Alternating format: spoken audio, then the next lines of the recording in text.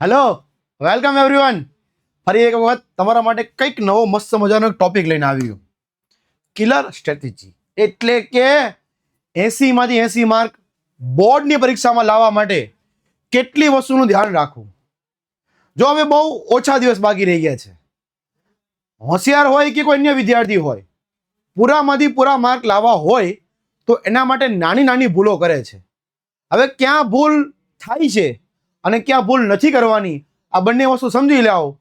આ બંને વસ્તુ સમજી ગયા એટલે 80 માંથી 80 માર્ક તૈયાર. નાની નાની ભૂલ તમને બહુ માર્ક કપાતા અટકાવી શકશે. પૂરામાંથી પૂરા માર્ક લાવવા માટે ખાસ કરીને આજનો વિડીયો તમારા માટે. Let us start. સૌ પ્રથમ, જો ભાઈ હજી તમને કઈ તકલીફ છે કે ભાઈ કાંઈ નથી કર્યું, શું કરીશ, ટેન્શન છે, શરૂઆત ક્યાંથી કરવી, તો બધાનો જવાબ આવી રહ્યો. Game changer one shot. Screenshot પાડી લેજો. Maths, science, social science, English, mega shot આ બંને, આ વન શોટ. રેડી? એ જ રીતે જોયું, આને પણ તાવ આવી ગયો. તમને તો ટેન્શન થાય છે, આને પણ ટેન્શન થાય છે, હે ને? ચાલો નેક્સ્ટ. હજી બીજું કે ભાઈ 1 થી 9 તારીખ સુધી નો 10 થી લઈને 18 February maths, science, SS, English. Screenshot પાડી લેજો. 1 2 3 4 ખીચક. નેક્સ્ટ. સૌ પ્રથમ આત્મવિશ્વાસ. પહેલી વસ્તુ તર્ક અને રજૂઆત.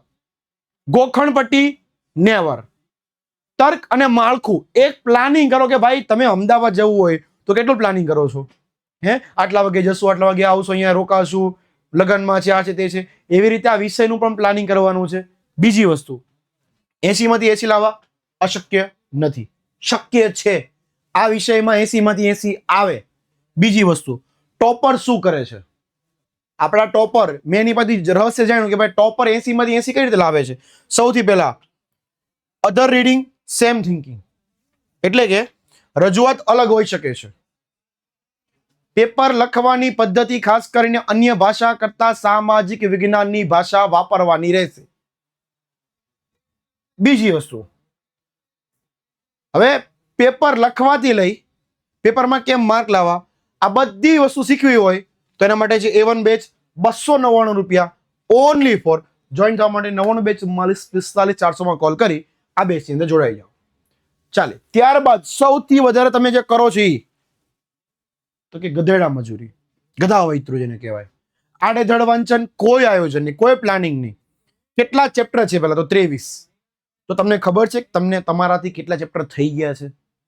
હવે 23 માંથી જેટલા ચેપ્ટર થઈ ગયા હોય એનું માત્ર રિવિઝન કરવાનું હોય, જે બાકી છે એને પહેલા કરવાનું હોય.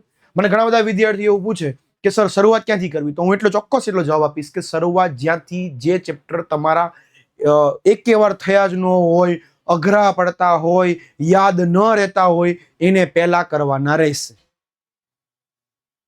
બીજું, બ્લુપ્રિન્ટ મુજબ તૈયારી કરવાની છે, પણ 90% ચાન્સીસ બ્લુપ્રિન્ટ પ્રમાણે હોય છે, 10% કદાચ ટ્વિસ્ટ કરે છે. એટલે મેં બધું જ તૈયારી કરવાની હું એવું એડવાઇસ આપું છું. ખાસ MCQ short question, chapter wise MCQ વાળા એવું બધું ક્યાંય નહીં જવાનું. ક્યાં ચેપ્ટરના પહેલા 4 માર્ક કરી નાખું, 3 માર્ક કરી નાખું, પછી 2 માર્ક કરી નાખું, 1 માર્ક કરી નાખું, ફરી પાછું બીજું ચેપ્ટર લઉં, 4 માર્ક 3 માર્ક. એવી કોઈ સિસ્ટમ નહીં. કઈ સિસ્ટમ? તો કે સૌથી પહેલા 4 માર્કના પ્રશ્નો દરેક ચેપ્ટરના કરી નાખવાના, પછી 3 માર્કના, પછી આ બે પૂરા કરશો ને ખાલી 4 માર્કના 3 માર્કના, એટલે ઓલમોસ્ટ તમારો 70% સિલેબસ કમ્પ્લીટ થઈ જશે. કારણ કે 4 માર્કના પ્રશ્નોમાંથી અને 3 માર્કના પ્રશ્નોમાંથી જ 2 માર્કના અને 1 માર્કના પ્રશ્નો નીકળે છે. હું સીધો લોજિક સવાલ પૂછું કે શું 2 માર્ક માટે અને 1 માર્ક માટે સિલેબસ અલગ હોય છે? તમે મને કોમેન્ટ બોક્સમાં કહેજો.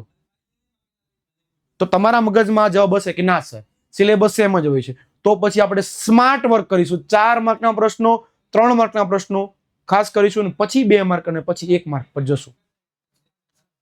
વિસ્તૃત જવાબ તૈયાર કરો અને લખવાની પ્રેક્ટિસ કરો.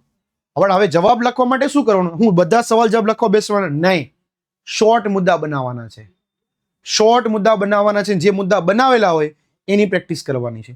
બીજું, હજી તો આગળ સાલવારીથી લઈને નકશા સુધીની બધી એડવાઇસ આપું છું, ક્યાંય જતા નહીં. નેક્સ્ટ, નકશા માટે રોકડા માર્ક. 4 માર્કનો પ્રશ્ન, 54 પ્રશ્નો ફરજિયાત છે.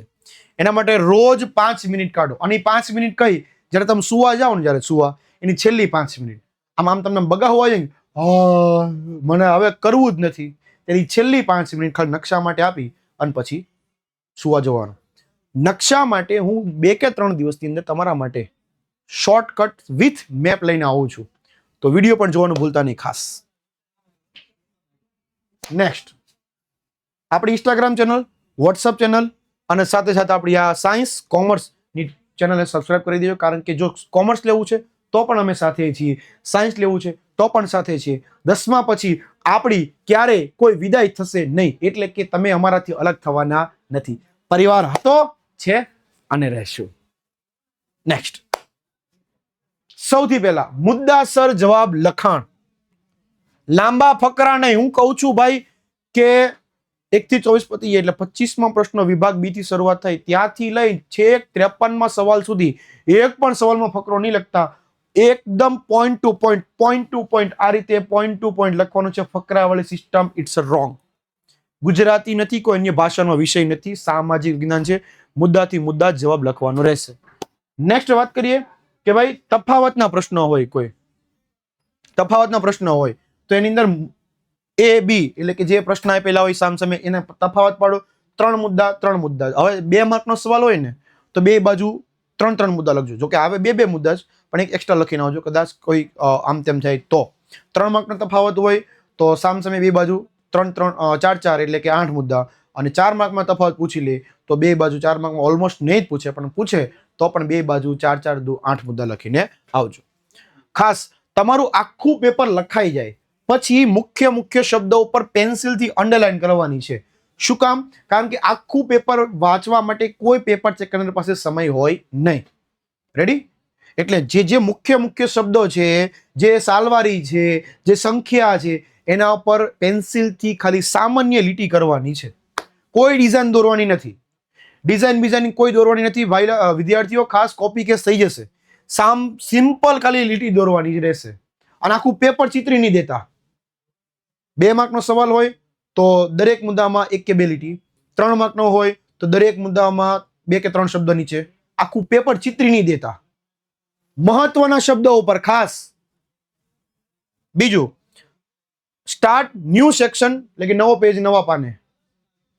24 પૂરા થાય એટલે વિભાગ બી હેડિંગ મારો. 9 અથવા 10 પ્રશ્નો લખાઈ જાય. 9 પાનું વિભાગ સી લખાઈ જાય. 6 પ્રશ્નો. 9 પાનું વિભાગ ડી.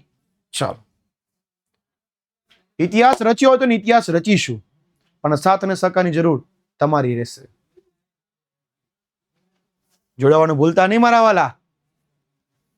સૌથી પહેલા જે કોમન મિસ્ટેક જે દરેક વિદ્યાર્થી કરે છે, કેટલી બધી વખત કીધું છતાં પણ ભૂલ કરે છે. સૌ પ્રથમ ઇતિહાસની કોઈ બાબત છે તો લખાણ જુઓ. રેડી? આ લખાણ જુઓ અને આ બાજુ એમાં ખાસ કરીને સાલવારી છે, રાજા મહારાજાના નામ છે. બરાબર? 10મા ધોરણની અંદર કહું તો વારસાના ચેપ્ટરની અંદર ઉદાહરણ હોય, અથવા તો 6થા ચેપ્ટરના કોઈ સ્થળો હોય, કોઈ સાલવારી હોય, ગુફાની સંખ્યા હોય. એવી બધી વસ્તુઓમાં ખાસ ભૂલ કરીને આવો છો.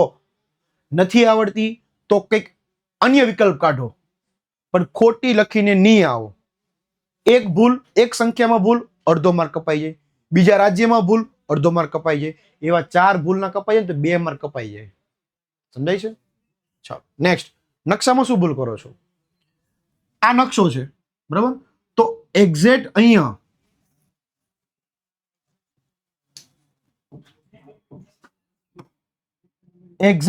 સંજ્ઞા સૂચિનું બોક્સ દોરવાનું છે. અહીંયા સંજ્ઞા,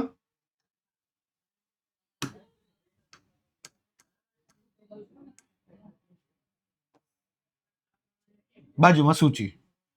રેડી? ફરજિયાત નકશાની અહીંયા જ આવે. તમે શું કરો છો ખબર છે? તમે શું કરો છો?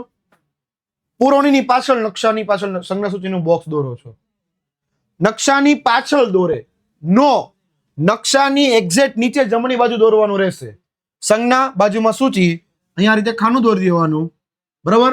નકશા માટે અલગથી વિડીયો આવશે, એમાં બધું શીખવાડીશ. Don't worry.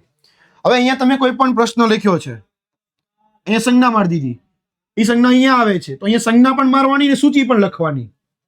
તમે માત્ર સંજ્ઞા મારીને આવો છો, માર્ક આપે છે, પરંતુ સંજ્ઞા સૂચિ બંને જગ્યાએ બે જગ્યાએ હોય તો ભૂલ થવાના કોઈ ચાન્સીસ નહીં. કારણ કે ઘણી વખત કેવું થાય છે, સંજ્ઞા કંઈક અલગ મારી હોય અને ઈ સિમ્બોલ કંઈક બતાવેલું એટલે અલગ રાજ્યમાં હોય.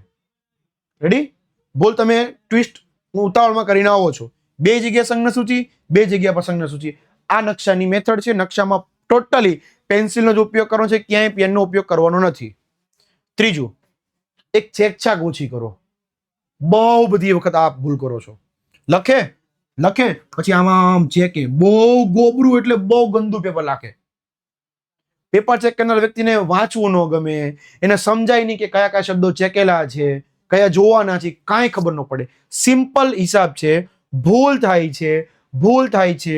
ધારો કે તમે લખી દીધો અહીંયા કે રમેશ અને લખવાનું હતું રમેશની જગ્યાએ કોઈ છગન, તો સિમ્પલ એક લીટી મારી દો અને બાજુમાં લખી દો છગન. રેડી?